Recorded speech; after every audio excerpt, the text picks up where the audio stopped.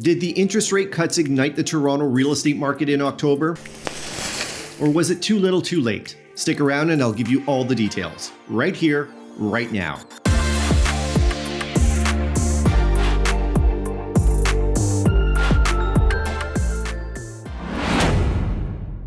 Hi everyone and welcome back to Everything Toronto. And for those new to the channel, I'm Fred Renna, a local real estate broker right here in Toronto, Ontario. And I specialize in helping clients from around the globe relocate to, from, and within the Greater Toronto Area.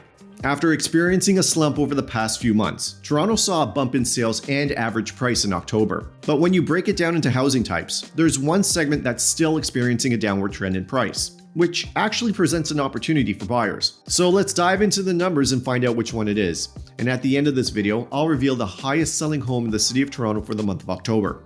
The average price of a home in Toronto in October hit $1,165,660, an increase of 4.7% month over month and 3.4% year over year. And when compared to October of 2022, it's up 6.6%. And in case you're wondering, it's also up 3.8% compared to 2021. So the average price in Toronto continues to inch up despite the lull we had over the summer months. Toronto recorded 5,959 new listings in October, down 15.8% month over month and up 5.1% year over year. When compared to 2022, it's up 45.3%. Toronto saw 9,756 active listings in October, a decrease of 2.7% month over month, but it's up 23.4% compared to October of 2023. And hold on to your hats, because when you compare it to October of 2022, it's up a whopping 81.8%. There were 2,509 properties sold in October, an increase of 38.8% month over month and 36.7% year over year. It's also up 32.5% compared to 2022.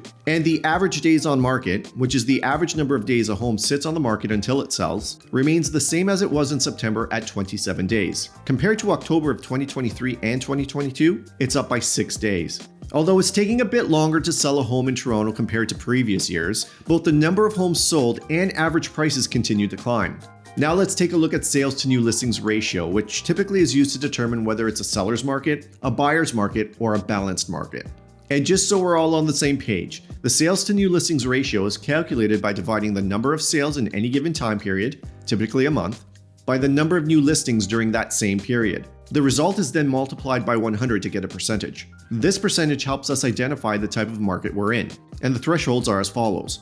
A result over 60% is considered a seller's market. Between 40 and 60% is a balanced market, and under 40% is a buyer's market. Currently, Toronto's sales to new listings ratio is 38.3%. So based on this result, we should be riding the edge of a buyer's market.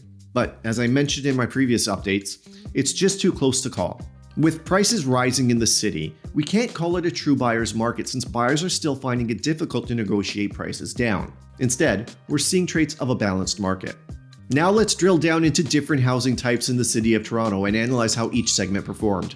First, we'll look at detached homes, where the average price in October was recorded at $1,778,855, up 5.5% from September and up 3.5% from October of last year. It's also up 10.6% compared to 2022. There were 838 detached homes sold last month, up 39.9% month over month and 43% year over year. It's also up 39.9% compared to 2022.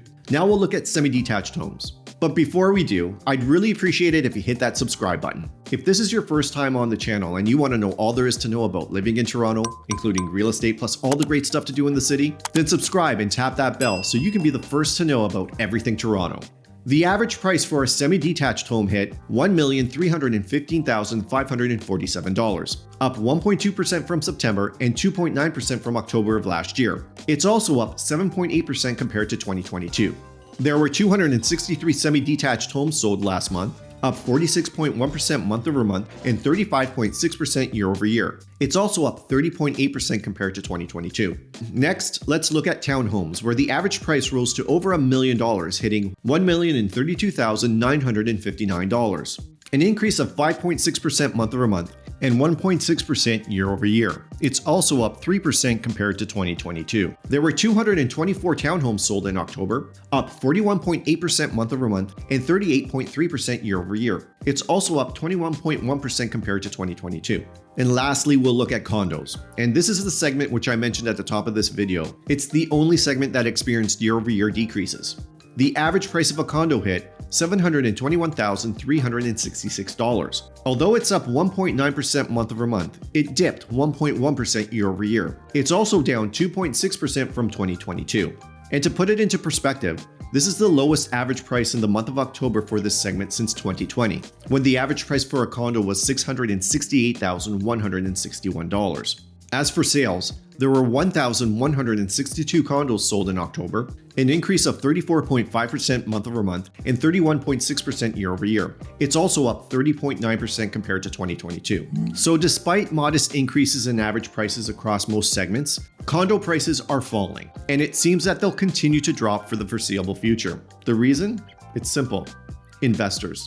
Let me explain. Investor behavior has shifted. In recent years, investors were the ones fueling this segment. They were drawn to condos when interest rates were extremely low.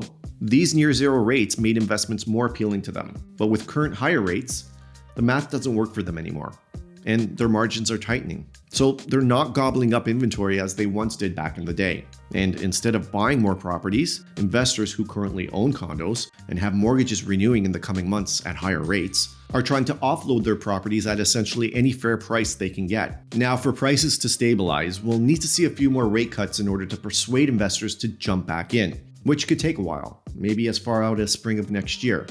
Maybe. In the meantime, this downturn presents a great opportunity for bargain hunters and especially first-time homebuyers looking to enter the market. And now for the highest selling home sold in the city last month. For privacy reasons, I can't share the exact address of this property, but I will highlight the area it's in as well as other details about the home. The highest selling home in Toronto was located in the Rosedale Moore Park area.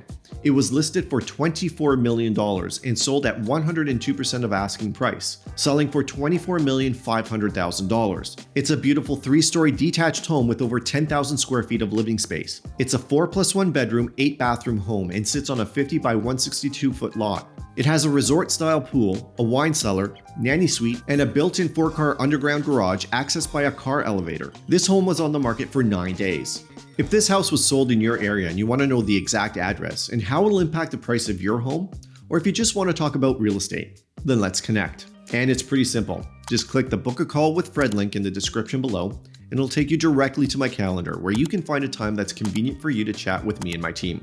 And there you have it, Toronto's market update for this month. And if you're curious to know how all this compares to the Greater Toronto Area, then click the link above to watch my GTA market update. And before I leave you, just a quick reminder that if you're thinking of moving or need help figuring it all out, reach out to us anytime. Every day we get calls from people just like you planning their next move.